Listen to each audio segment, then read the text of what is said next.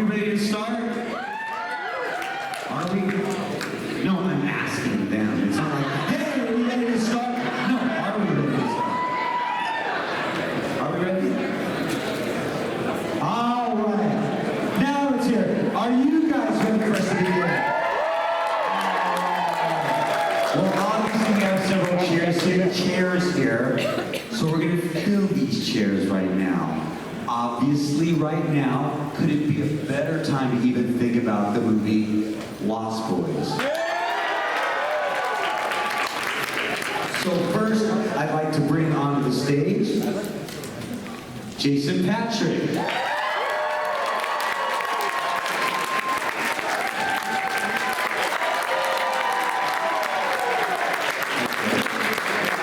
Also welcome Billy Wirth.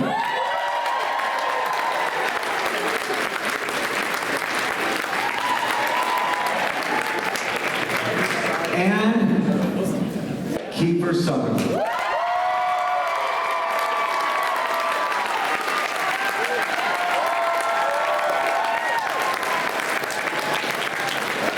Thank you. This is a thrill for me as well as it is with all the other people here. How often do the three of you get to work together at conventions or see each other? We see each other quite often. The conventions have been actually a really kind of a nice opportunity on two levels. It's a great opportunity for us to catch up with each other, and it's also an incredible opportunity for us to meet and talk to some of the faces that have allowed us to do this for a living for almost 40 years. Jason and I have worked together. We got to do a play on Broadway together for almost a year called That Championship Season. It was amazing, which his father wrote and won the Pulitzer Prize for. So yeah, I think we all kind of understood at an early age that we were going to kind of come in and out of each other's lives through work, and so yeah. I'll start with you, Billy. When you were working on Lost Boys, were you surprised that this many years later that the Lost Boys are so iconic? No, I'm not surprised now, looking back, but at the time, you know, it was my first real big feature film. But I do remember that first or second day on the boardwalk with the 10K lights and all the locals coming out and on the motorcycles. There was an energy. It was just so exciting and dangerous, and there was something special that I felt like whatever this is, I want to do this. You know, because it was new acting for me. I didn't ever grow up wanting to be an actor. I always wanted to be a pro athlete or whatever. But yeah, there was something special happening, and you know, just that all these years later, when you know the film and meeting the fans over the years, it's like this film was medicine for so many kids growing up, you know, and through their childhood, and it's just been an incredible journey to see these guys and just go on this journey for 30-odd plus years, you know, but I had no idea at the time. Today, if you go to Santa Cruz, where the movie is filmed, it really feels like, I mean, do you get that feeling when you go to Santa Cruz? Like, it feels like that could be a place that maybe there aren't vampires. I mean, I really got that feeling because I haven't been there since 1986. So, yeah, I saw a lot of vampires when I was there. No, but I understand that it has become one of those iconic places in America that people go to visit certain locations and everything. And it was, at the time, it was perfect for us because it was this sort of surf culture and alternative and music and all that, and Joel was able to meld all that together in a really amazing way. Changing the subject just a little bit, Keifer, you know, when I tell people, hey, how cool is this? I'm going to get to, you know, talk to Keifer Sutherland. And there's, oh, I love him in Lost Boys. Oh, I love Jack Bauer. I mean, there's so many characters that you have played, and is it always random, like, what you get recognized as, or who somebody goes up and tells you, like, I love this character? It's usually what's current, right? So, without getting specific, you know, one television show could be a hit at a given moment, and that's what people are kind of focused on. And, you know, the nice thing about these cons is that they get very specific about this is a genre-oriented thing, and it's dealing with horror films, and it's dealing with that, those kinds of movies. And so, which, by the way, are some of the most incredible fans I've ever seen. And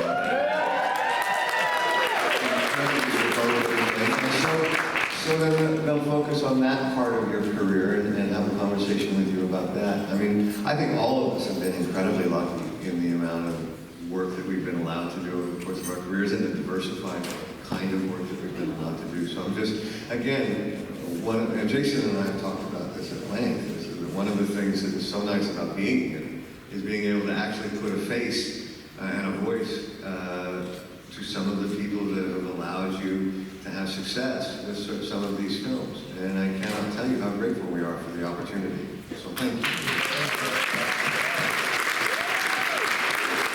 Away from acting, are there I know what I'm going to ask Keifer, but the other two guys, what are some of the bizarre things that people wouldn't know? I found it very bizarre how into rodeo you were. Because of all the things that I would think to get into is, rodeo is not like, some things you think I might get hurt. Rodeo is like, oh, I'm going to get hurt. If you start working in the Western genres, you're going to end up picking up a rope and fooling around with that. And it was one of the few things that I actually felt I was good at. And I knew a couple other professional cowboys, and so it's just something that I kind of leaned into. It also happened to be at a time when, like any career goes up and down, and I was in a down moment. Right, buddy? I would get a call from Jason like, dude, you can't do that film. It'll kill you. And he wasn't wrong, and there was a moment that I realized I just need to ride this out, and so I'll find something else to do for a couple of years. And the rodeo became that, and it took over for me. And in all fairness, it saved my career, and it certainly kept me afloat. For people to say something like, yeah, that rodeo really saved my career is not something you often hear. No, but it did. It gave me something to really focus on and get excited about, because I do think that there is a real danger for any actor. And I see this a lot with younger actors now that are given 2 or 3 opportunities for success, and if they have a failure, that's it. It's over. And it certainly was not like that when we started. There was a nurturing process that was part of the business that I don't think exists now. So you have to kind of know when to back off a little bit and when to step on the gas. And so that was something that I learned, and I was really glad to have something to do while I was waiting it out. Yeah. Billy, what are some of the things that you're into that we wouldn't know? I'm into now? You're a car guy. Well, I'm not really a car guy. My friends are car guys, and I heard that you were, so, I connect people, so I was trying to think about connecting people. That's what I meant to ask you. Now, you do have friends that are car guys. That was the question I was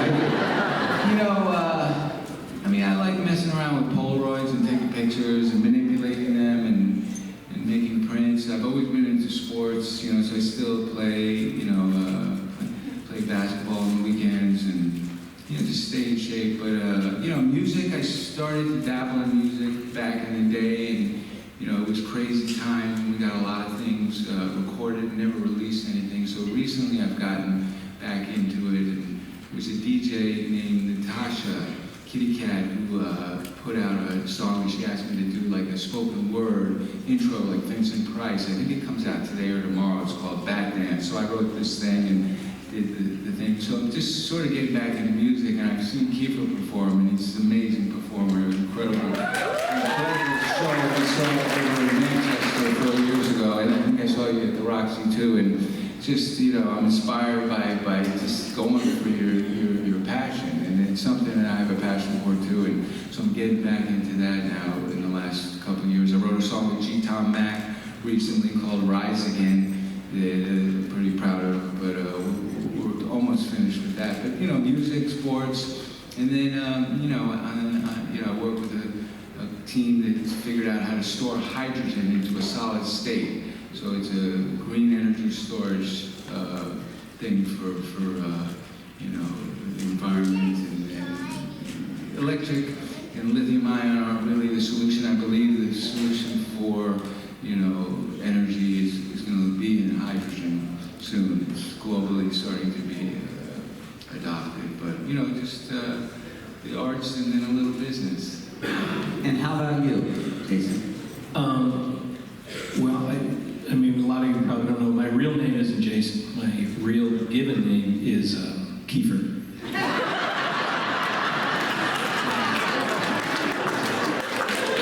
Then we met, and this is going to be really weird, and I don't want to take any more away from him than I usually do. So I changed my name to that. And so I've been a little uncomfortable with that for all these years, but I just want to share that.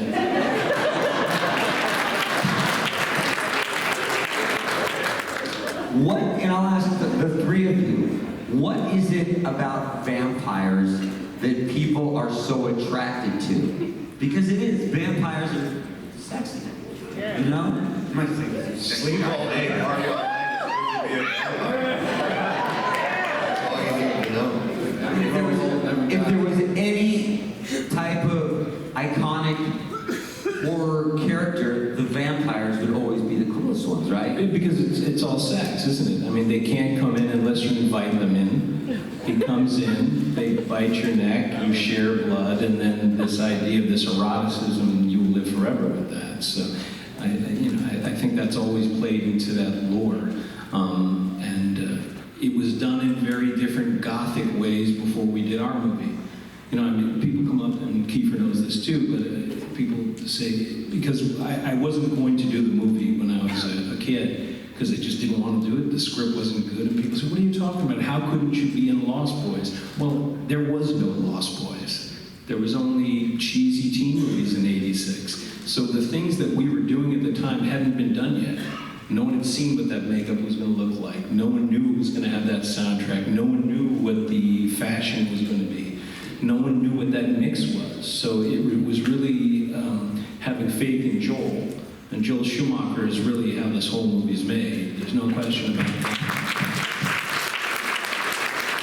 But he created all these little pockets of people that were incredibly talented. And the truth is that script was being written, on the day, and things are being created, those effects, all that stuff. And then you have someone like Michael Chapman, the cinematographer, who did Raging Bull and Taxi Driver. So there was amazing people around. And so you didn't know what it was going to be. But when we started filming it, you knew it was going to be something special. You just didn't know it would be something that 40 years later is, The Wizard of Oz. What was it that attracted you to the Lost Boys? It's the same thing that attracts me to any kind of material at any given moment, which is that it interests me as a story. On a generic term, that's what's going to attract me to any piece of character. And then you start taking the cast into consideration. I met Jason. I think Jason's an extraordinary actor. He's the first kind of actor that I think is going to be in that film. There were other actors that I've worked with, that I've worked with. You gotta use the mic. Oh, sorry. I did not want to say, do I tell Keifer Sutherland you gotta use the mic? I'm very sorry. That was really lazy of me. What I was trying to explain is that the decision to make any film is the same for me, or to do any theater. And that decision is always predicated on, at that given moment, that story affected me and made me excited about telling that version. And then once you find that, then the cast plays a huge part in it. Jason was the first actor, young actor that I'd actually met that was going to do that film, and at that time. And Jason, his guile humor right now might betray him, but he's a pretty intense guy.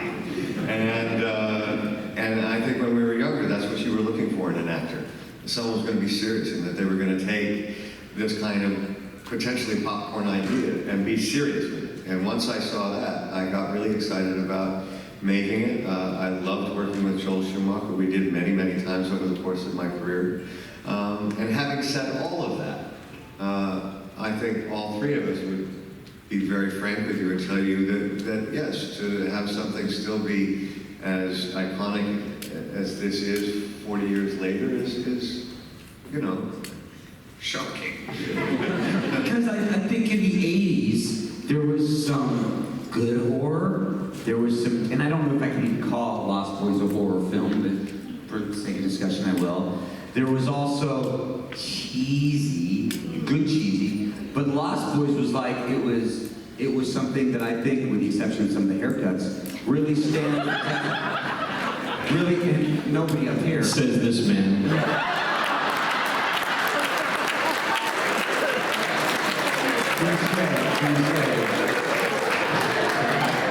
But it really stands the test of time when you watch it, which of course I have rewatched it many times. It's still a very entertaining film.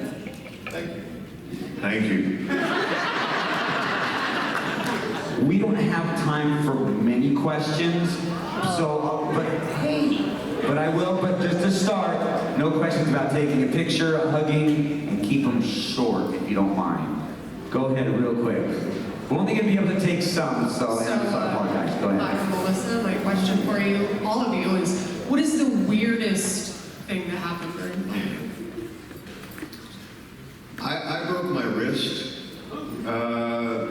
doing a motorcycle sequence on the boardwalk, and the problem was it wasn't even, we weren't rolling cameras. There was a girl that I thought was cute, and I was trying to show off, and I did a wheelie down the boardwalk, and I hit a train track on the trolley on the corner, and the bike went out from underneath me, and I broke my wrist. And then Day one. And then having to learn how to ride a motorcycle with the clutch and the brake on one handlebar, and then having your hand taped to the other. I remember a certain actress said, "Can you actually ride the bike like this?" And I said, "I don't know, we'll see." So that was the weirdest thing for me. Yeah, don't wipe out with your hand taped to it. Did you get a girl? No, she went home with me.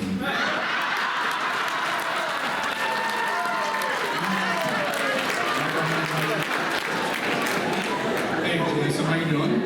I know we're all here to talk about the inline skating post-apocalyptic thriller Solar Babies, but I wanted to ask you a question about Jackie Gleason. Any stories you have about Jackie Gleason at all? I'm happy to hear anything. Yeah, Gleason is an unbelievably talented man. That's my grandfather. And, but like many of these comedians, he really was a real recluse. You know, a very brilliant man in that way. I guess one thing that I find interesting, he did have a fascination with UFOs and the occult. And he has hundreds and hundreds of books that were all donated, I think down in Miami or something like that. So always looking for some sort of extraterrestrial idea, believing that kind of stuff, which maybe fits into this whole con here. There's about 3 of you. And Mr. Sutherland, and I get to say, I'm a huge fan of your father's. I mean, my God. Out from under his huge umbrella and do such an amazing career you've had. I was really lucky. I think it was very clear to me at an early age that I had a very successful grandfather in politics, and I had an incredibly successful father in acting. And they were so successful that it just became clear that you didn't try to follow them, you tried to create your own path. I got very fortunate in the timing that when I moved to the States to start working as an actor, my dad had moved to France to raise a family. So I have 3 younger brothers that he went to go spend time with, help them get through school, everything else. And so he took about a 5-year break, which gave me a window of opportunity. I mean, certainly was not planned out, but it was just the way things happened. So, you know, I got very fortunate with that. And I also, there's something to say about, you know, having someone like that as a parent. I can see a way he works that maybe some other people might not see because I'm that much closer to him. So yeah, he had a profound influence on me, but I think in regards to your question, I had about a 5-year window where I could actually create some work for myself where he did not have anything coming out. What was it like during that time with, you know, all you guys being kind of wild and not working on the film and getting to go out and go crazy in Santa Cruz? I mean, was there a lot of times, I think there was. Was there a lot of times that you guys all went out together and just caused trouble? Because, you know, we didn't have a lot of cell phones to show proof of anything. In Santa Cruz, no, but we didn't shoot in Santa Cruz for very long. Yeah.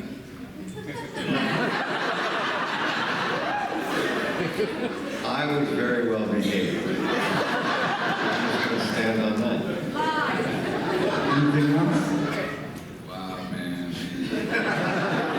It was the late 80s, and you know, Brooke and I bonded. We had the same agent, and you know, it was some wild times. I mean, the one scene going back to, you know, Brooke, I think got me stoned. I don't get high anymore, but in that worms maggot scene, and you know, when I got the script, I saw it. You know, Joel said, you're gonna play one of these vampires, and you're not gonna have, because I read for Keifer's part and didn't get it, but he said, we're gonna put you in the movie, you're gonna be featured, and I looked through it, I didn't have any lines, so I really never read the script, to be honest. You know, and I just showed up, and Joel just said, you know, let the camera find you.